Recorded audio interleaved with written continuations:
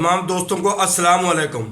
آج ہم آپ کو ایک بدکار عورت کا واقعہ سناتے ہیں کہ کس طرح اس نے نیک آدمی کو ورغلا کر شراب پلائی اور اس سے برا کام کرنے پر مجبور کیا۔ بسم اللہ الرحمن الرحیم۔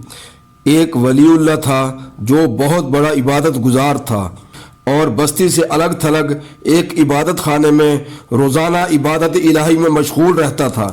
ایک بدکار عورت اس کے پیچھے لگ گئی۔ اس نے اپنی لونڈی کو بھیج کر اسے اپنے ہاں ایک شہادت کے بہانہ بلوایا۔ یہ چلے گئے تو لونڈی اپنے گھر میں انہیں لے گئی۔ جس دروازے کے اندر یہ پہنچ جاتے پیچھے سے لونڈی اسے دروازے کو بند کر دیتی۔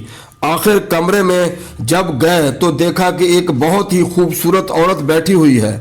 اس کے پاس ایک بچہ ہے اور ایک شراب کا برتن بھرا رکھا ہے۔